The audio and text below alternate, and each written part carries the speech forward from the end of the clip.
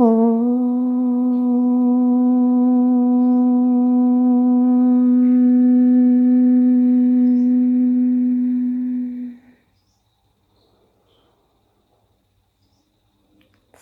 सादर नमस्ते जी।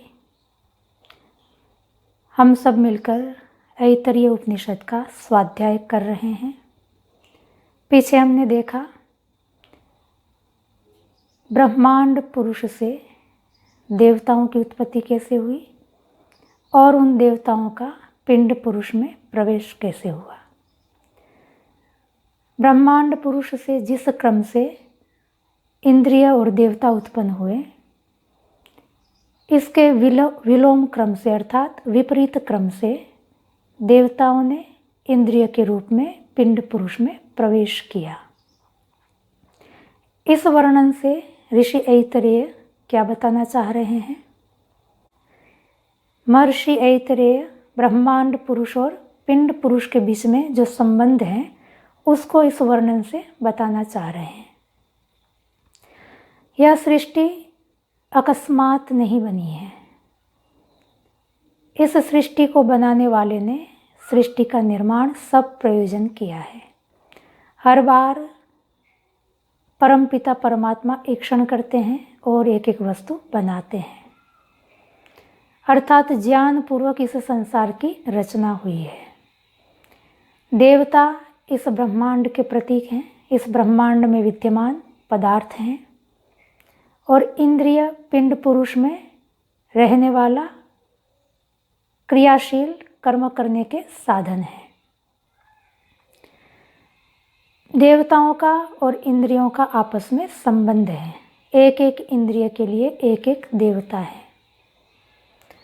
अर्थात इस संसार को बनाते समय परमपिता परमात्मा ने ध्यान रखा है कि उसके विविध प्रकार के बच्चे हैं। पुरुष तो यहाँ पर उपलक्षण है।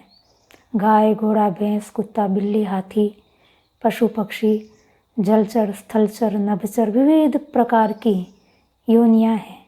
ये सभी के सभी उस परम पिता परमात्मा की संतान है। एक पिता जब घर के अंदर सामान भरता है, वस्तुएं बसाता है, तो उसके सामने बच्चे होते हैं। यदि पिता बुद्धिमान है तो ये ज़रूर ध्यान रखता है कि मैं कैसा सामान बसाऊं, कैसी वस्तुएं इस घर के अंदर रखूं, जिससे कि इसमें रहने वाले मेरे बच्चे इन साधनों का प्रयोग करके उन्नति को प्राप्त करें और सुखपूर्वक शांति से जिएं। ऐसे ही इस परमपिता परमात्मा के भी कई प्रकार की प्रजाएं हैं, विचित्र प्रजाएं हैं। सबकी आवश्यकताएं अलग अलग हैं, सबकी इच्छाएं अलग अलग हैं। उन सबको ध्यान में रखते हुए परमपिता परमात्मा ने इस ब्रह्मांड में देवताओं का निर्माण किया है और ये देवताओं को इंद्रियों के साथ जोड़ा है। इंद्रियों की आवश्यकताओं को पूरा करने में देवता समर्थ हैं। एक एक इंद्रिय के लिए एक एक देवता है। जैसे चक्षु को देखना है तो आदित्य देवता बना दिया, कान को सुनने के लिए आकाश देवता को नत्थी कर दिया है, त्वचा के लिए वायु देवता को नत्थी कर दिया है, नासिका के लिए वायु देवता है, त्वचा के लिए लोम, औषधि, वनस्पतियाँ आदि देवताएं हैं।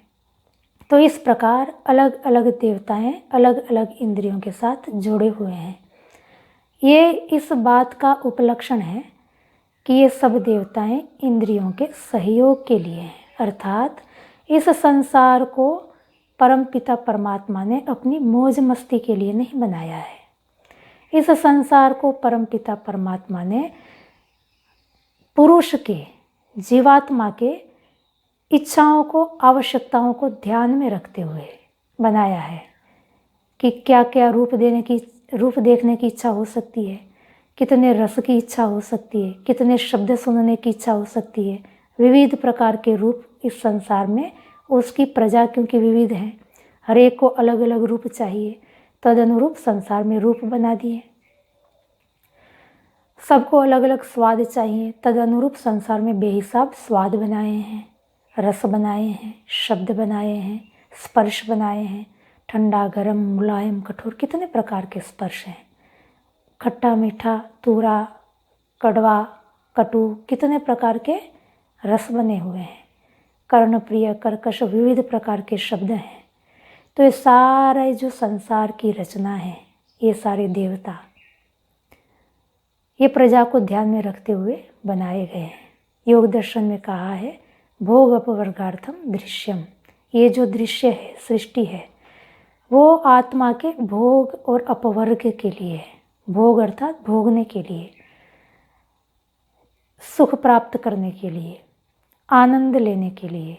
ये जीवात्मा इस संसार में रहते हुए इन साधनों का प्रयोग करते हुए किस प्रकार उन्नति को प्राप्त कर सके, उसको ध्यान में रखते हुए परमपिता परमात्मा ने संसार बनाया है। ऋषि की शैली में भी सारे देवता और सारे इंद्रियां एक ही वस्तु से बनी हैं और बनाने वाला भी एक ही है। और इंद्रिय और देवताओं के बीच में उपकार्य उपकारक संबंध बनाया है, अर्थात इंद्रियों की अनुकूलता, आवश्यकता के अनुरूप देवताओं का निर्माण किया है। गीता में भी कहा है देवान भावयता अनेन ते देवा भावयन्तु वह परस्परम भावयन्तः श्रेयम परम अवाप्स्यथः। अर्थात आप देवताओं की रक्षा करो, देवता आपकी रक्षा करेंगे। जैसे घर के अंदर एक गाड़ी है, टीवी है, फ्रिज है, वॉशिंग मशीन है, जो भी सामान है वो सब हमारे लिए देवता की तरह है। संसार में, ब्रह्मांड में जैसे सारे पदार्थ, अग्नि, सूर्य, चांद आदि जिस प्रकार देवता हैं, वैसे ही हमारे घर के अंदर ये जो साधन हम घर में बसाते हैं वो देवता स्वरूप है, देवता है। यदि हम घर में गाड़ी की सुरक्षा रखेंगे, फ्रिज को सुरक्षित रखेंगे, टीवी को सुरक्षित रखा है, एसी को सुरक्षित रखा है, इन सब को हमने यदि सुरक्षित व्यवस्थित रखा है तो ये सुरक्षित पदार्थ हमको भी सुरक्षा देते हैं, सुख देते हैं। एसी सुरक्षित है तो गर्मी से वो हमारी रक्षा करेगा। फ्रिज सुरक्षित है तो गर्म वस्तुओं से हमारी रक्षा करेगा, वस्तुओं को बिगड़ने से हमारी रक्षा करेगा। गाड़ी सुरक्षित है तो यात्रा करते समय हमको थकान लगने नहीं देगी, आराम से हमको एक जगह से दूसरी जगह तक पहुंचा देगी। तो इस तरह परस्पर एक दूसरे की सुरक्षा में ही सबकी सुरक्षा है। इसलिए जितनी हम इस देवताओं की सुरक्षा करेंगे और देवताओं को सुरक्षित रखेंगे, उतना ही लाभ हमें मिलता है। परस्परम भावयन्त श्रेय परम अवाप्स्यत। एक दूसरे की रक्षा करते हुए परम श्रेय को, परम कल्याण को प्राप्त करो। गीता के अंदर यही बात कही गई है कि देवताओं का और हमारा आपस में संबंध है।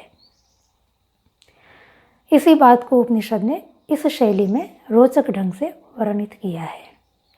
तो ये संसार न तो ईश्वर ने अपनी मौज मस्ती के लिए बनाया है, न तो हमको दुख देने के लिए बनाया है, बल्कि हम किस प्रकार उन्नति को प्राप्त कर सकें और ये संसार के पदार्थ अधिक से अधिक सुख हमें कैसे दे सकें और अधिक से अधिक हम सहयोग इन पदार्थों का कैसे ले सकें, उन सबको ध्यान में रखते हुए परम पिता परमात्मा ने इस संसार को और हमारी इंद्रियों का निर्माण किया है।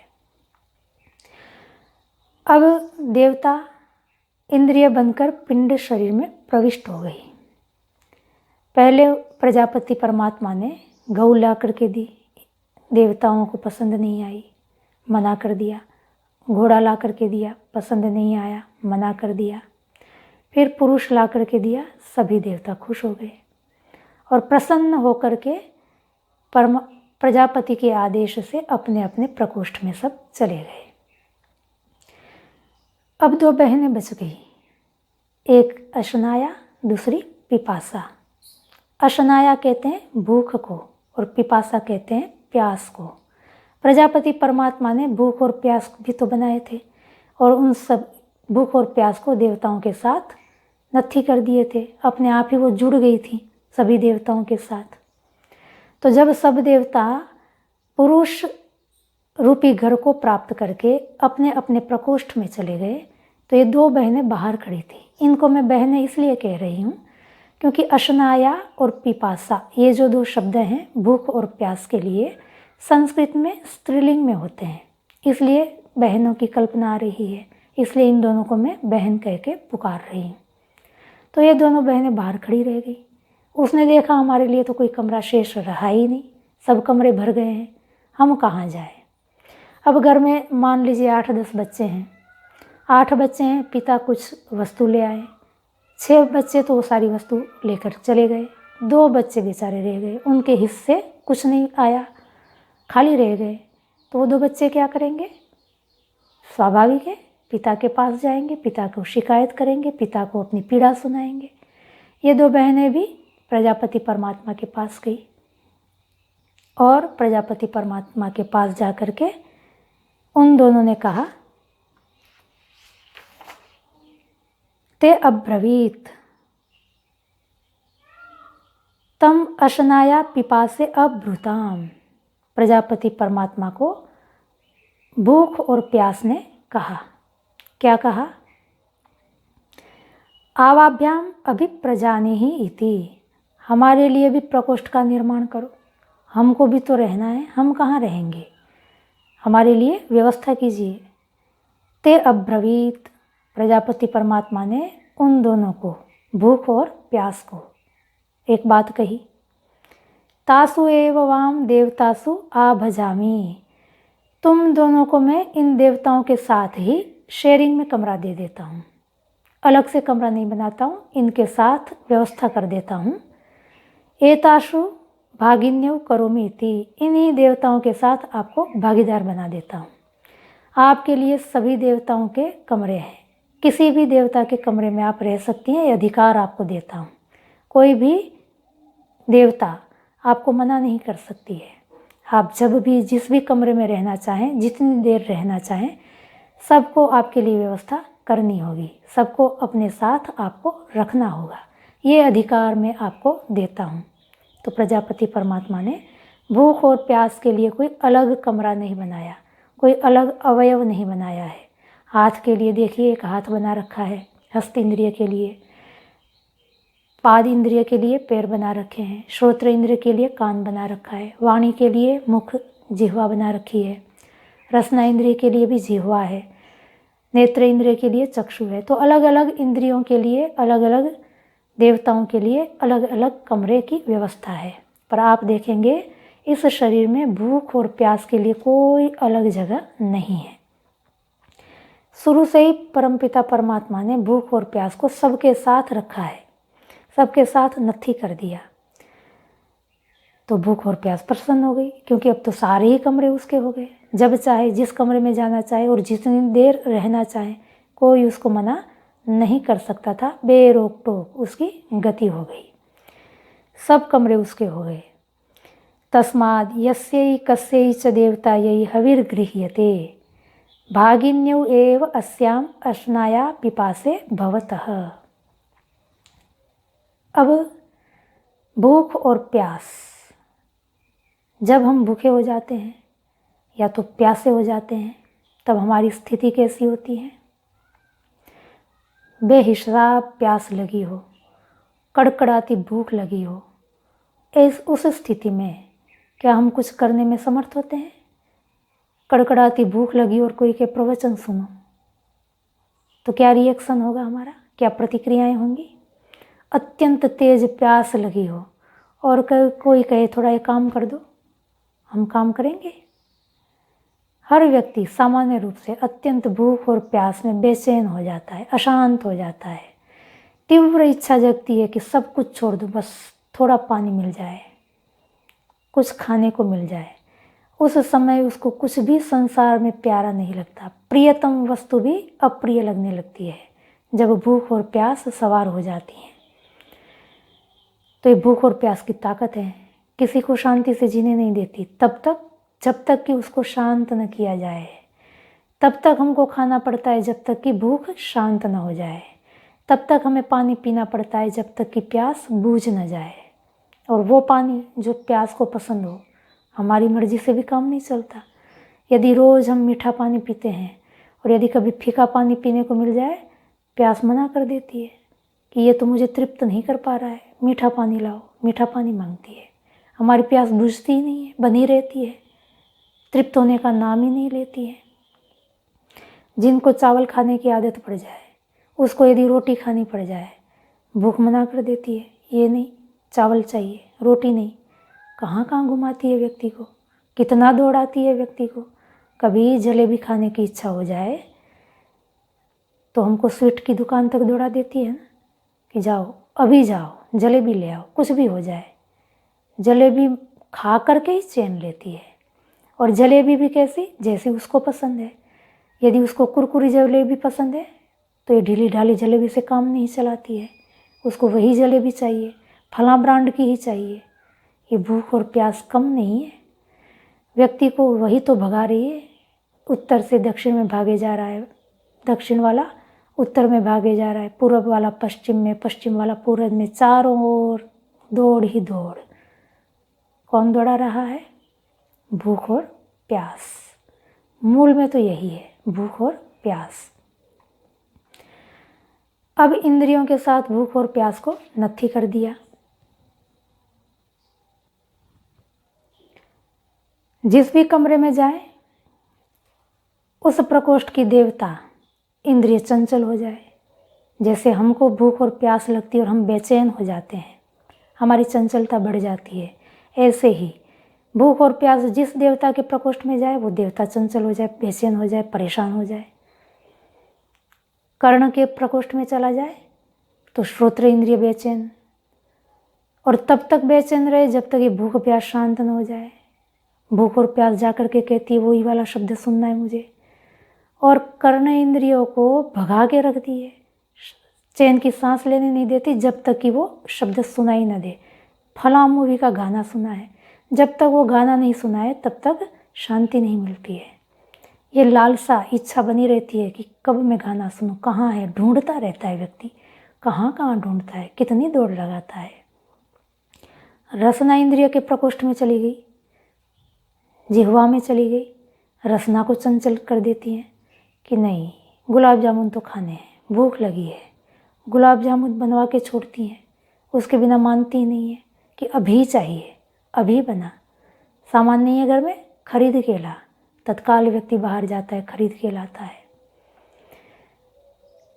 आँख में चली गई, चक्षु इंद्रिय को चंचल कर देती है कि नहीं वो वाली साड़ी तो मुझे देखनी ही है, उस सेल में तो जाना ही है, अब फला बिल्डिंग में तो जाकर के वो फ्लैट देखना ही है। व्यक्ति को चंचल कर देता है। जब तक वो चीज़, वो वस्तु देख न ले, नेत्र इंद्रियों को चैन की सांस नहीं लेने देती। तो ऐसे ही पैरों के, पाद इंद्रिय के कमरे में चली जाएगी, पैरों में चली जाएगी। पाद इंद्रिय चंचल हो जाती है, इधर उधर घुमाती रहती है, व्यक्ति को बैठने की इच्छा ही नहीं होती, घूमता रहता है। ऐसे ही भूख प्यास जिस जिस कमरे में चल जाती थी सब बेचैन हो जाते थे, भूखे प्यासे। उनको भूख लगती थी, प्यास लगती थी। तो ऋषि कहते हैं कि यस्से कस्से च देवता यही हवीर गृह्यते। तो जिस किसी देवता को हम हवी देते हैं, भोजन देते हैं। चक्षु इंद्रिय की भोजन क्या है? रूप है। श्रोत्र इंद्रिय का भोजन क्या है? शब्द है। त्वग इंद्रिय का भोजन स्पर्श है। घ्राण इंद्रिय का भोजन गंध है। सभी इंद्रियों के अपने अपने भोजन हैं। तो जिस जिस देवता को जो जो भी भोजन दिया जाता है, ये अशनाया और पिपासा उसकी क्योंकि भागीदारी है, उनको भी हिस्सेदारी देनी पड़ती है, उनको भी भोजन में से हिस्सा देना पड़ता है, और उतना देना पड़ता है जब तक कि वो तृप्त न हो जाए। तो भागिन्यवेव अस्याम अशनाया पिपासे भवतः।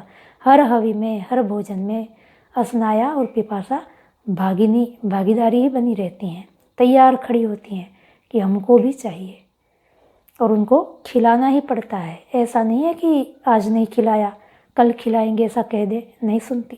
पहले उनको तृप्त करना पड़ता है। जैसे भी तृप्त हो जाएगी आपको शांति मिल जाएगी। तो इस तरह से देवताओं को परमपिता परमात्मा ने ब्रह्मांड पुरुष से बनाया, और वही देवताएं सब इंद्रिय बन करके पिंड पुरुष में प्रविष्ट हो गई, और उसके साथ भूख और प्यास को नत्थी कर दिया। अब क्योंकि भूख और प्यास सभी देवताओं के साथ जुड़ी हुई थी और सभी देवता उससे परेशान हो रहे थे, परमपिता परमात्मा देख रहे थे कि मेरे देवता परेशान हैं, भूख और प्यास उसको शांति से जीने नहीं दे रहे हैं। प्रथम अध्याय के तृतीय खंड के प्रथम कंडिका में परमपिता परमात्मा ने ईक्षण किया, स ईक्षत, ईक्षत फिर ईक्षण किया। इमेनु लोकाश्च लोकपालाश्च अन्नम एभ्यः सृजा इति। ये लोक, 4 लोक बनाए थे, नाम याद है ना, अम्भः, मरीचि, मरह और आपः। ये 4 लोक और लोकपाल, देवता और देवताओं से संबंधित इंद्रियां, क्योंकि वो देवताओं का ही रूप है। इन लोकपालों को तो बना दिया, अब ये सब भूखे हो गए हैं, भूख और प्यास उसको सता रही है, तो अब क्या करूं? अन्नम एभ्यः सृजा इति, अन्नम, अन्न को, एभ्य, इनके लिए, सृजई, बनाऊं, उसने संकल्प किया। और अभिध्यान मात्र से, ज्ञान रूपी तप से अन्न उत्पन्न होने लगा। आगे द्वितीय कंडिका में बताया, सो अपो अभ्यतपत, उसने अप को, आपस को तपाया। ये वही आपस है जो पीछे कहा था ना कि सो अद्भ्य एव पुरुषम समुद्धृत्य अमूर्छयत। अद्भ्य का मूल शब्द था आपस, अद्भ्य ये बहुवचन का शब्द है, और यहाँ पर अपो कहा है। अपह ये एक वचन का शब्द है, अथवा तो ये भी बहुवचन का शब्द है, द्वितीय विभक्ति। अपह द्वितीय विभक्ति बहुवचन का शब्द है। उसने अपह, तो मूल प्रातिपदिक आपस, वही आपस है जिससे कि वो पिंड पुरुष उत्पन्न हुआ था। आपस को तपाया, आपस का अर्थ था पंच तन्मात्राएं, उनको और तपाया। पंच तन्मात्रा को तपाने से क्या हुआ? ताभ्यः अभितप्ताभ्यः मूर्ति अजायत। उन पंच तन्मात्राओं को तपाने से उसमें से एक मूर्ति उत्पन्न हुई। मूर्ति अर्थात घन पदार्थ, मूर्ति का अर्थ होता है घन, एक कठोर वस्तु।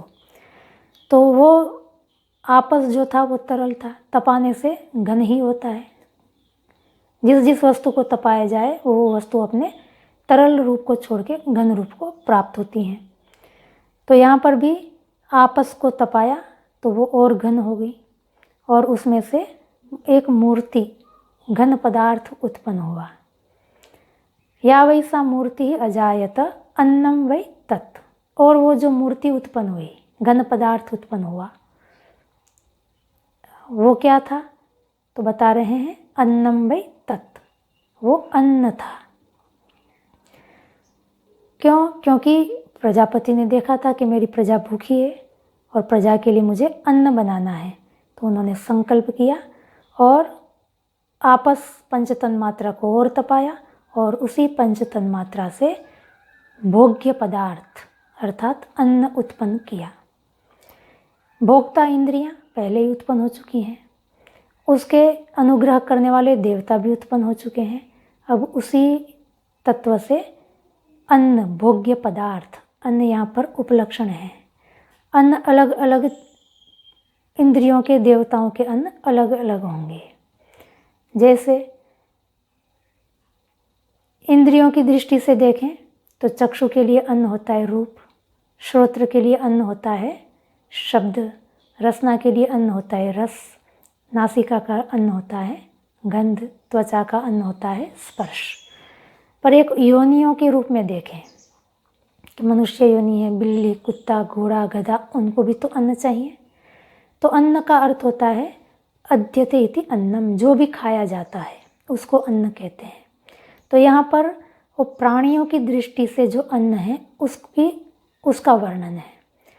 तो जिसको हम खाते हैं, जैसे हम गेहूँ, चावल, बाजरा आदि खाते हैं तो वो हमारे लिए अन्न है। ऐसे ही बिल्ली चूहे को खाती है तो चूहा बिल्ली के लिए अन्न हो जाएगा। शेर जो है वो हिरण को खाता है मार करके, तो हिरण शेर के लिए अन्न हो जाएगा।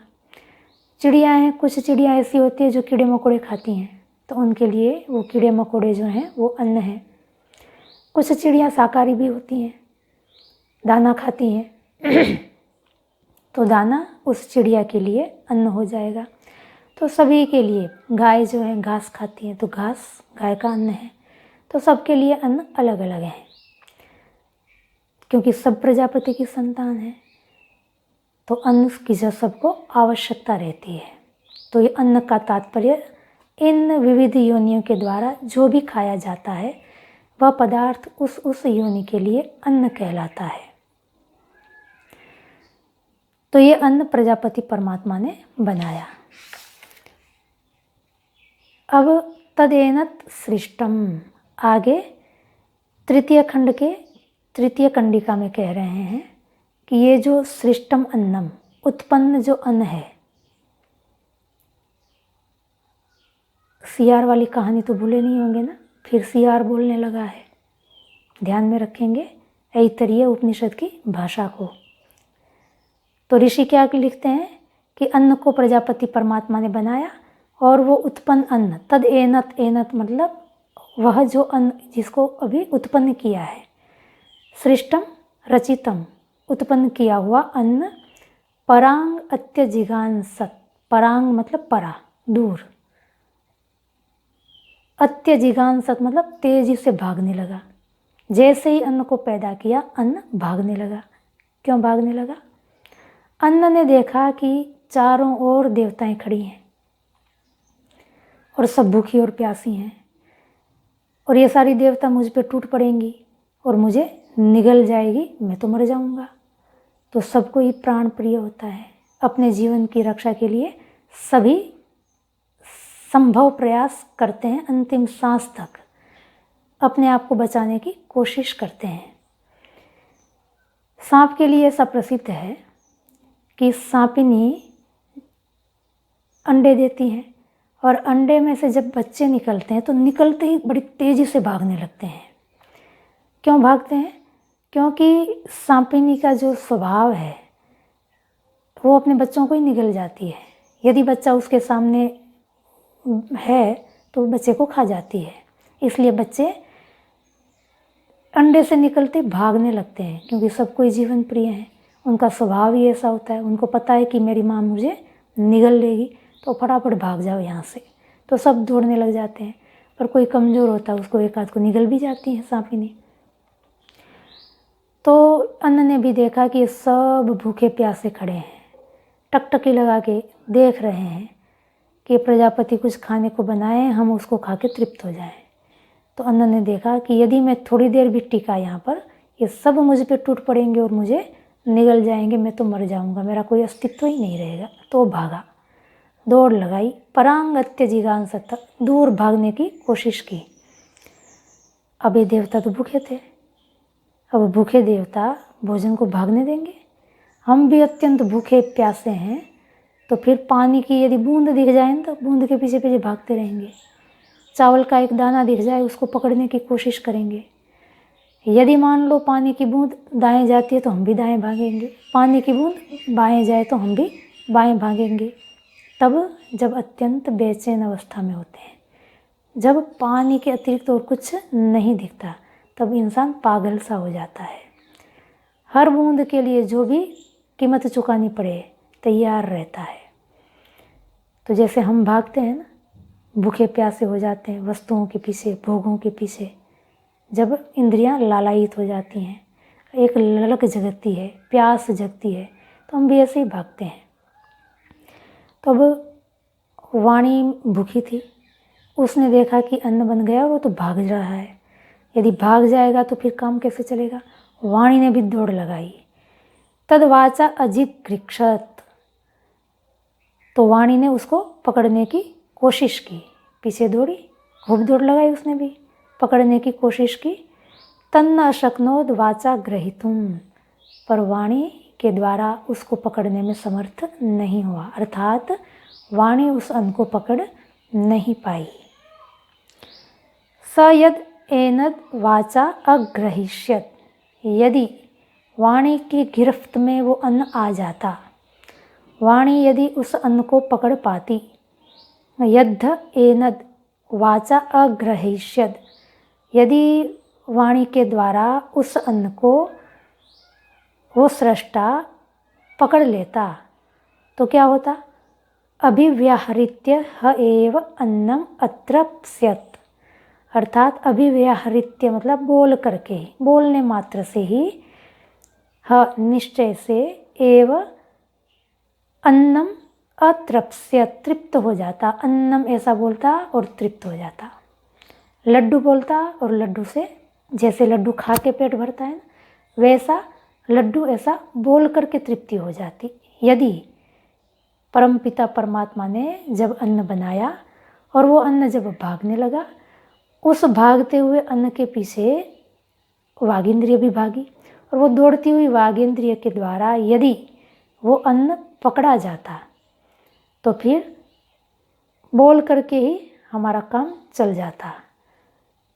हमको खाने की या पीने की ज़रूरत नहीं रहती, पानी इतना बोलते प्यास बुझ जाती।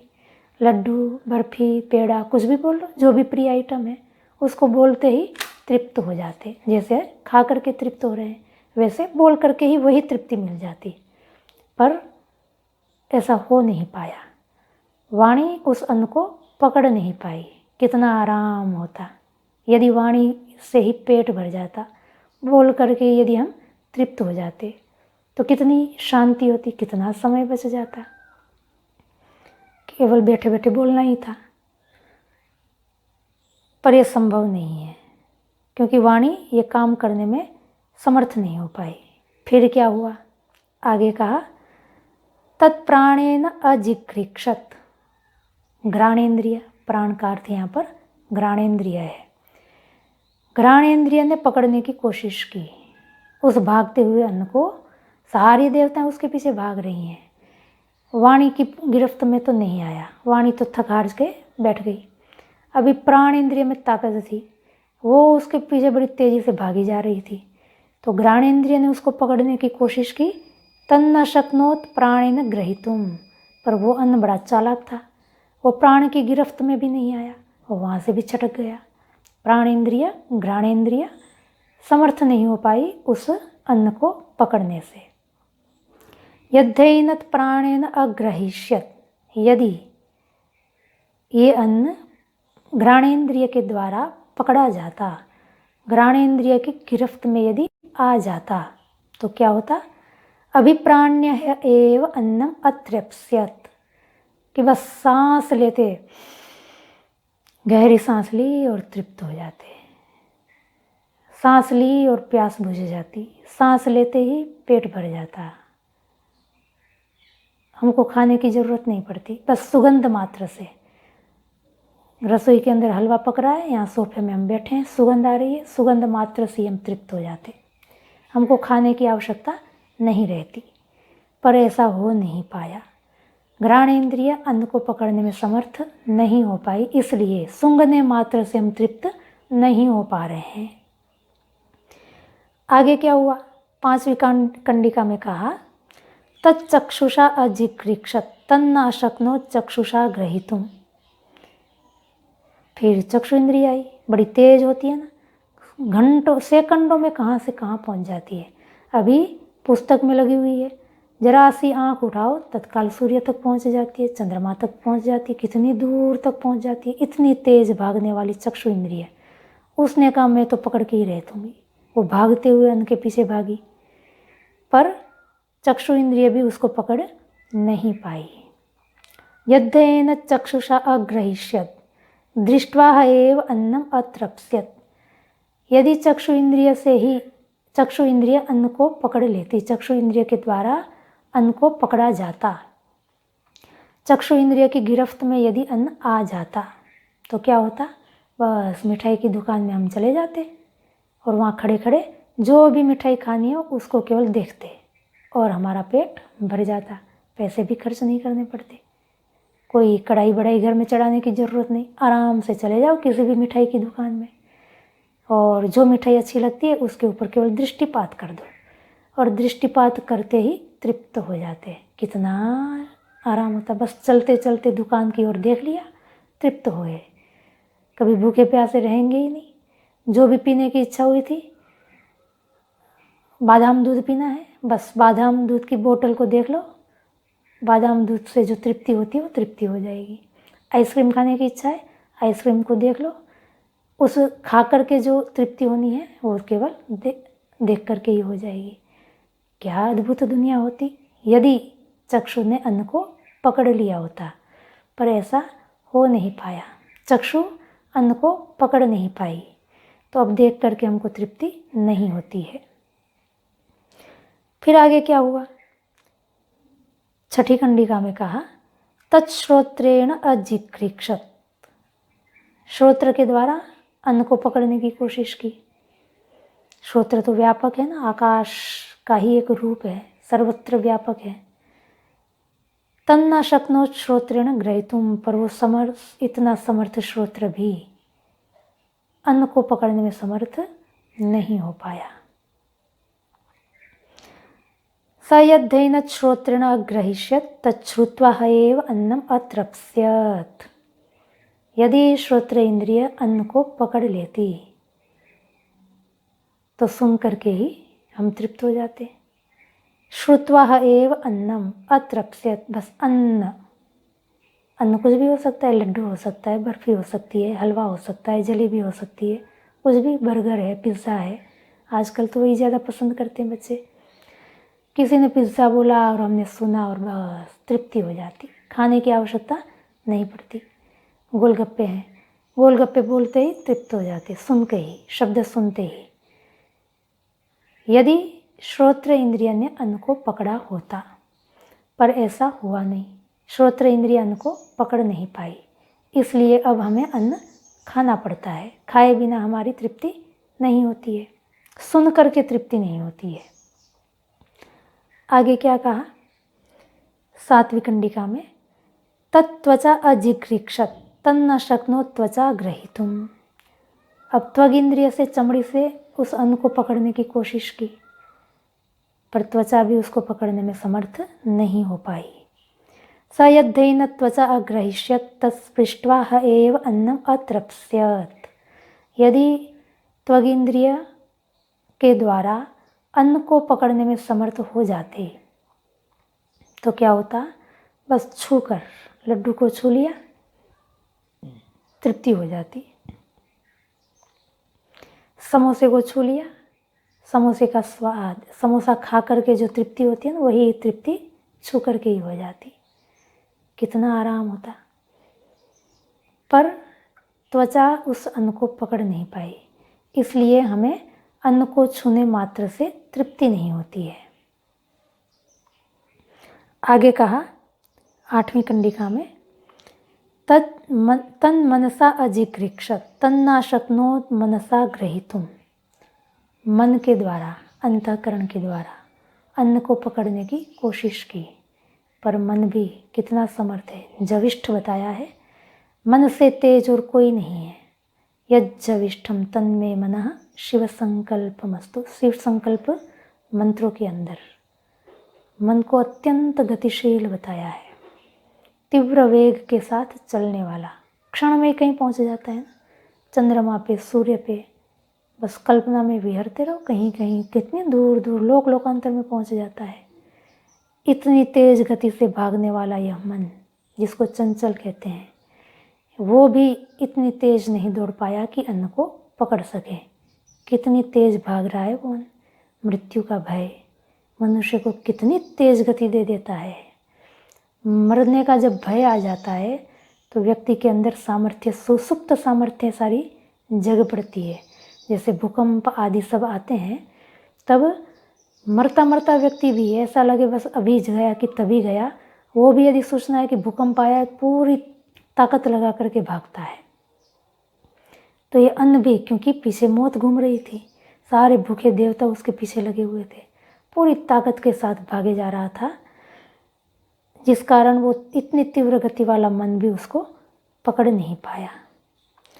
स यद्येन मनसा अग्रहिष्यत् ध्यात्वा हैव अन्नम अतृप्स्यत्। तो कह रहे हैं, यदि इस अन्न को मन के द्वारा पकड़ा जाता तो ध्यान मात्र, चिंतन, विचार मात्र से ही हम तृप्त हो जाते। मन में विचार किया लड्डू का और तृप्ति हो जाती।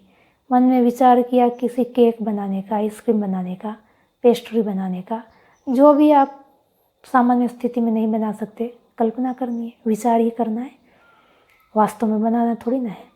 बस एक बार याद किया कि केक, और वो तृप्ति मिल जाएगी जो केक खा के मिलती है। पर ऐसा हो न सका। मन जो है उसको पकड़ नहीं पाया, इसलिए केवल चिंतन मात्र से, सोचने मात्र से, सोचने भर से हमारा पेट नहीं भरता है। तच्छिष्णेन अजिघृक्षत तन्नाशक्नो छिष्णेन ग्रहीतुम। फिर शिष्ण लिंगेंद्रिय, उसने कोशिश की कि मैं जाकर के अन्न को पकड़ लूं, पर वो भी असमर्थ रही, वो भी अन्न को पकड़ नहीं पाई। स यद्येन शिष्णेन अग्रहिष्यत विसृज्य हैव अन्नम अतृप्स्यत। यदि शिष्ण अन्न को पकड़ लेता तो शिष्ण का काम क्या है? विसर्जन करना। तो विसर्जन करने मात्र से, विसर्ग मात्र से ही हम तृप्त हो जाते हैं। अन्न को खा करके जो तृप्ति मिलती है वो विसर्जन मात्र से ही मिल जाती, पर ऐसा हो नहीं पाया, इसलिए विसर्जन मात्र से हम तृप्त नहीं हो पाते हैं। तो इस तरह से एक एक देवता अन्न के पीछे भागने लगी, पर कोई देवता अन्न को पकड़ने में समर्थ नहीं हुई।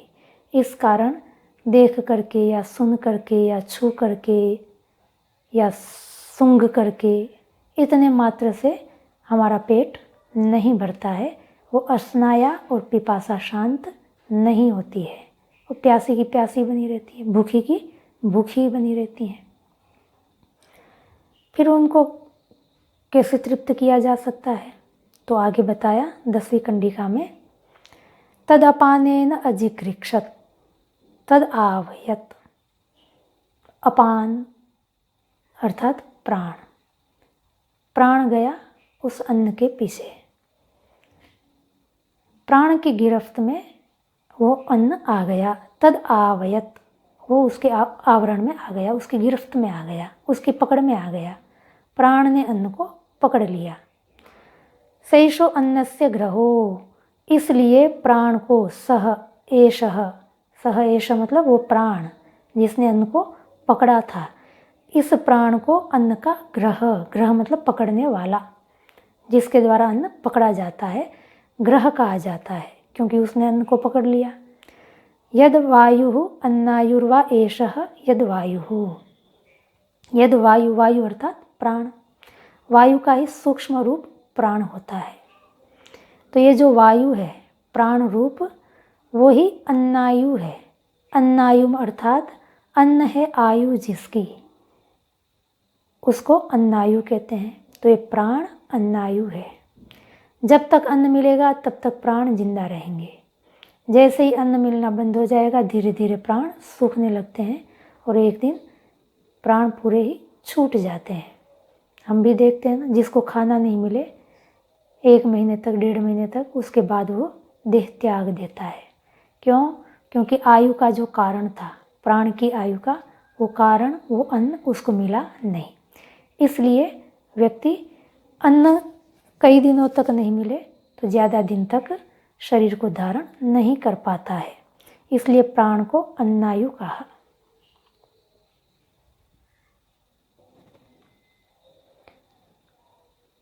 इस प्रकार सभी ने दौड़ लगाई, सभी ने कोशिश की, पर कोई भी अन्न को पकड़ नहीं पाया।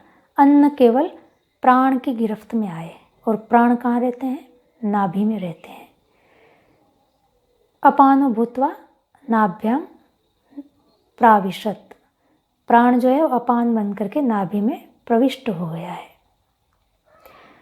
तो इसलिए मुख के द्वारा हम अन्न को जब तक नाभि तक नहीं पहुंचाते, अर्थात पेट तक नहीं पहुंचाते, उदर तक नहीं पहुंचाते, हमको तृप्ति नहीं होती है, हमारी भूख प्यास शांत नहीं होते हैं। पानी भी भोजन भी दोनों को उदर तक, पेट तक, नाभि तक पहुंचाना अनिवार्य है। ऐसे ही सभी प्राणियों की स्थिति है। बिना खाए किसी को भी तृप्ति नहीं मिलती है। खाने का मतलब है अन्न को उदर तक पहुंचाना, नाभि तक पहुंचाना। तो इसलिए सभी प्राणी को भोजन करना पड़ता है। यदि भोजन नहीं करेंगे तो देवता तृप्त नहीं होंगे। इस शरीर में जो इंद्रियां हैं वो बेचैन रहेंगी, क्योंकि उसके सहकारी देवता बेचैन है तो इंद्रियां भी बेचैन ही रहने वाली हैं। वही तो देवता इंद्रिय बंद करके बैठी हैं। इसलिए इंद्रियों को शांत रखने के लिए, शांति से वो अपना काम कर सके, इसलिए इस भूख और प्यास को हमें तृप्त रखना पड़ता है भोजन पानी आदि दे करके, अन्यथा वो किसी को भी काम करने नहीं देगी, शोर मचाती रहेगी, किसी को शांति से बैठने नहीं देगी। इसलिए जब भी हमें भूख प्यास लगती है, सबसे पहले सारे ही काम छोड़ करके हम भोजन करते हैं, पानी पीते हैं। तो इस प्रकार यहाँ तक के वर्णन तक ऋषि ऐतरेय ने ये बताना चाहा है कि ये संसार के भोग्य पदार्थ, इंद्रिय जो भोक्ता के स्वरूप हैं, इन भोग्य को ग्रहण करने की साधन है। और इन इंद्रियों के उपकारक जो देवता हैं, ब्रह्मांड के पदार्थ हैं, दैवी जो सृष्टि है, ये सब के सब एक ही तत्व से बने हैं और इसके रचनाकार एक ही परमपिता परमात्मा है। और इन भोग्य पदार्थों को, इंद्रियों को और देवताओं को आपस में एक दूसरे के साथ जोड़ के रखा है। कोई भी स्वतंत्र नहीं है, सब नीति नियम के तहत बंधे हुए हैं, सबको एक एक कार्य में नियत कर दिया गया है। इस तरह ये सृष्टि सब प्रयोजन ज्ञान पूर्वक हुई है, अकस्मात यूं ही उत्पन्न नहीं हुई है। अब आज देखते हैं आगे ऋषि क्या कहते हैं। अब ये सारा सर्जन प्रजापति परमात्मा कर रहे थे, लोक बनाए, लोकपाल बनाए। लोकपाल की प्रक्रिया में देवताओं के साथ इंद्रियों को भी बनाया है, भूख प्यास बनाई और इन देवताओं की भूख प्यास बुझाने के लिए अन्न आदि की व्यवस्था की। ये सारी सृष्टि बन रही थी तो बगल में बैठा बैठा जीवात्मा इन सब कुछ देख रहा था, आराम से बैठा बैठा क्या हो रहा है। जब ये पुरुष बन गया और सभी देवताएं अपने अपने कमरे में चली गई और भूख प्यास का तो सर्वत्र ही साम्राज्य हो गया, ये सारी घटना जीवात्मा देख रहा था। भाषा पर ध्यान देंगे, फिर सीआर बोलने लगा है। तो बैठा बैठा सोचने लगा, स ईक्षत, उसने भी ईक्षण किया, उसने सोचा, कथम नु इदम मदृते स्याद इति। उसने क्या सोचा, घर के अंदर, घर बहुत आलीशान, बहुत सुंदर, जितना सुंदर घर की कल्पना कर सकते हो कर लीजिए, जितने सुंदर उसके अंदर फर्नीचर या सामान बसा सकते हैं बसा लीजिए। ये सब कुछ होने के बाद यदि उस घर में रहने वाला कोई नहीं है, उस घर का कोई स्वामी उसमें नहीं है, तो इस घर के सौंदर्य की, घर के सामान की कोई कीमत हो सकती है? ये सब निरर्थक हो जाएगा। यदि उसको कोई देखने वाला हो, इसका प्रयोग करने वाला हो, तब तो इन सब की कीमत है। पर यदि इसका प्रयोग करने वाला, देखने वाला कोई है ही नहीं, तो फिर कितना ही उत्कृष्ट साजो सामान क्यों ना हो, इसकी कोई कीमत नहीं है।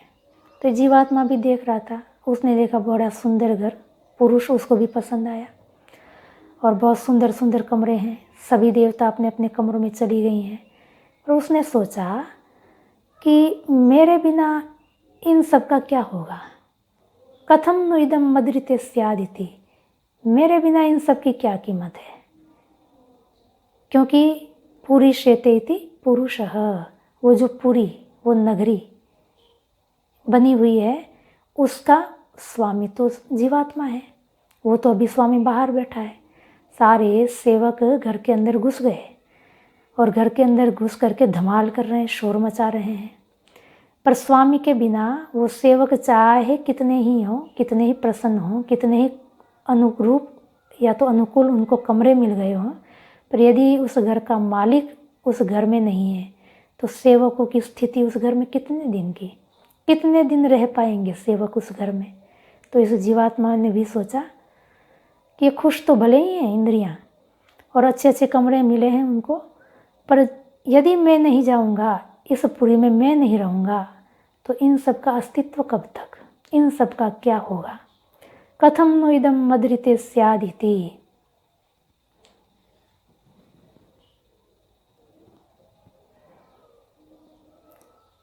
तो उसने सोचा, स ईक्षत कतरेण प्रपद्यायति, क्या सोचा कि मुझे इसमें प्रवेश करना चाहिए। यदि मैं नहीं तो इन सब के होने का कोई अस्तित्व नहीं है। तो मैं इस शरीर में कतरेण, किस प्रकार से, प्रपद्ययी, प्रवेश करूं, कहाँ से जाऊं। सोच रहा है कि इस नगरी में मैं किस तरह से, किस द्वार से प्रवेश करूं। फिर सोच रहा था, सोचते सोचते एक विचार और उठा उसके मन में, क्योंकि अभी तो वो पुरी के बाहर बैठा है, नगरी के बाहर बैठा है, नगरी के भीतर अभी गया नहीं है। और सारी देवता इंद्रियां नगरी के अंदर घुस गई हैं और बड़ी प्रसन्न हैं, सब खुश हैं, किसी को अभी शोक नहीं है, किसी को चिंता नहीं है, बड़ी मस्त हैं सब। तो ये सोच रहा है बैठे बैठे, स ईक्षत यदि वाचा अभिव्याहृतम, यदि वाणी के द्वारा बोला जा रहा है, वाणी के द्वारा बोलना हो रहा है। यदि प्राणेन अभिप्राणितम, घ्राणेन्द्रिय के द्वारा गंध का लेना हो रहा है, घ्राणेन्द्रिय गंध ले रही हैं। यदि चक्षुषा दृष्टम, चक्षु के द्वारा देखना हो रहा है, अर्थात चक्षु देख रही है। यदि श्रोत्रेण श्रुतम, श्रोत्र के द्वारा सुनना हो रहा है, अर्थात श्रोत्र सुन पा रहा है। यदि त्वचा स्पृष्टम, त्वचा छूने में समर्थ है, जो भी स्पर्श करना चाहती है अपने आप स्पर्श कर सकती हैं। यदि मनसा ध्यातम, यदि मन के द्वारा ध्यान करना, विचार करना, चिंतन मनन करना समर्थ है, संभव है। यदि अपानेन अभ्यपानितम, अपान के द्वारा अभ्यपान अर्थात रस आदि का शोषण हो रहा है। यदि शिश्नेन विसृष्टम, यदि शिश्न के द्वारा विसर्जन क्रिया हो रही है। अथ को अहमिति, फिर मैं कौन हूँ। अर्थात यदि मैं तो अभी बाहर बैठा हूँ, शरीर के अंदर मैंने प्रवेश किया नहीं है, सभी इंद्रियां अपना अपना काम करने लग गई हैं, सब अपने अपने काम में मस्त हैं, वाणी बोलने में समर्थ है, प्राण अर्थात घ्राण इंद्रिय सूंघने में समर्थ है, चक्षु देखने में समर्थ है, श्रोत्र सुनने में समर्थ है, अपान रसादि का ग्रहण करने में समर्थ है, मन चिंतन मनन विचार करने में समर्थ हैं। जब ये सब इंद्रियां अपना अपना काम करने में समर्थ हैं, तो फिर कौन हूँ हम इति, मैं कैसा, मैं कौन, मैं कैसा स्वामी। इस पूरी का मुझे स्वामी माना जाता है। और सब कुछ स्वामी तो वो होता है जो स्वामी, सब कुछ उसके अधीन हो, उसको पूछे बिना सेवक कुछ कर नहीं सकते हैं। स्वामी जो कहे वही तो सेवक को करना होता है, और यहाँ तो सारे सेवक सब कुछ करने में समर्थ हैं, अपने आप कर रहे हैं, उनको मेरी कोई आवश्यकता दिखती नहीं है, वो तो सब प्रसन्न है। फिर मैं कैसा स्वामी। स्वामी तो कहते हैं दुनिया में मुझे कि इस नगरी का, अयोध्या नाम की नगरी का मैं राजा हूँ, पर मेरे उस राजपने से क्या लाभ, मेरे उस स्वामित्व का क्या लाभ, क्या फ़ायदा कि मेरे बिना ही सब चल रहा है, मुझे कोई पूछ ही नहीं रहा है। उसको ये विचार आया कि ये मेरा स्वामित्व कितना, ये विचार हमको भी आना चाहिए कि इस शरीर में जो भी क्रियाएं हो रही हैं उस पे हमारा नियंत्रण कितना। कहने को तो ये हमारा शरीर है, हम इस शरीर के स्वामी हैं, हम जैसा चाहते हैं वैसा कर सकते हैं, हम स्वतंत्र हैं। हम कहते हैं ना, मैं स्वतंत्र हूँ, मेरी मर्जी, मैं चाहूँ तो देखूँ, चाहूँ तो नहीं देखूँ, मैं जो चाहूँ सो बोलूँ, जो चाहूँ सो सोचूँ, मैं, मेरा ये शरीर है, मैं कुछ भी कर लूँ, तुमको क्या। कितना अहंकार हमारा बुलंद रहता है। पर थोड़ा ठहर के हमें सोचना चाहिए कि हमारा स्वामित्व कितना है। क्या सब कुछ हमारे अधीन चल रहा है? क्या ये इंद्रियां हम चला रहे हैं? हम जैसा चाहते हैं वैसा ही चलती हैं? हम तो चाहते हैं कि ध्यान से पढ़ाई करें, 5 मिनट नहीं होती पता नहीं मन महाराज कहाँ भाग जाते हैं। हम चाहते हैं कि ध्यान में बैठें, ये कमरिया बोलने लग जाती कि नहीं भाई अब तो बहुत हो गया, विश्राम चाहिए मुझे, कमर में दर्द होने लग जाता है। पैर कहता मुझे तो नींद आ रही है, मैं तो सो रहा हूँ।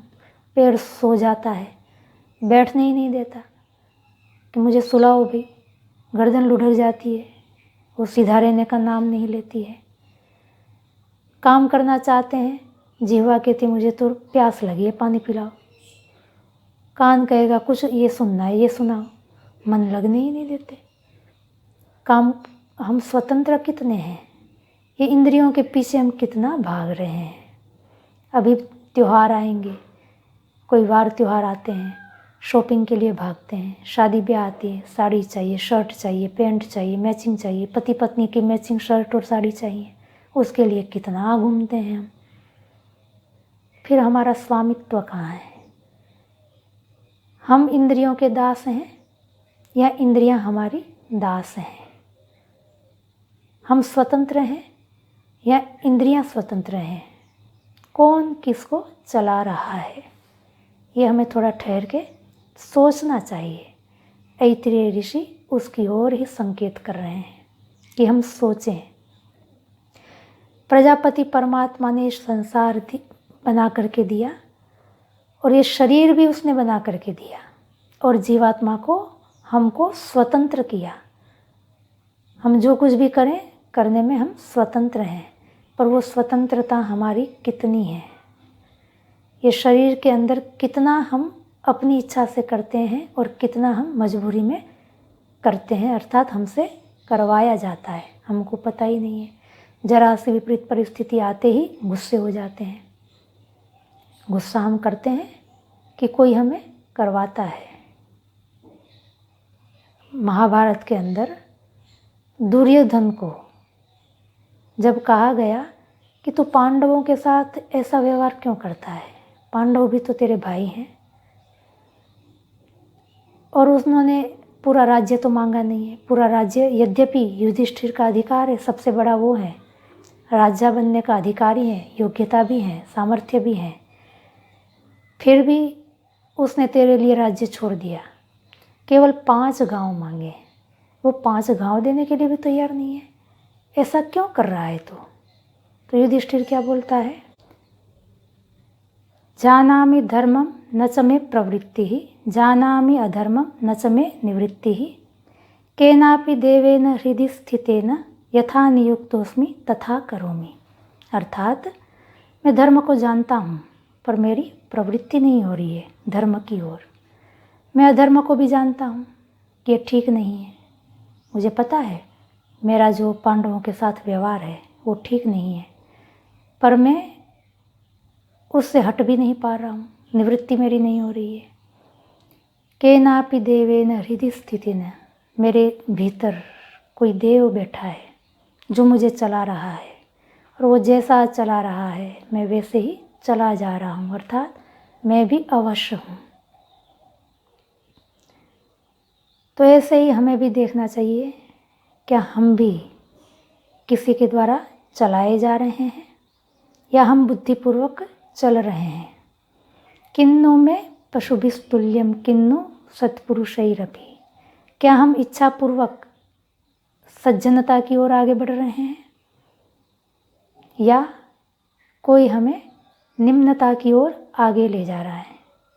हम कई बार चाहते हैं अच्छा काम करें पर कर नहीं पाते हैं, चाहते हुए भी।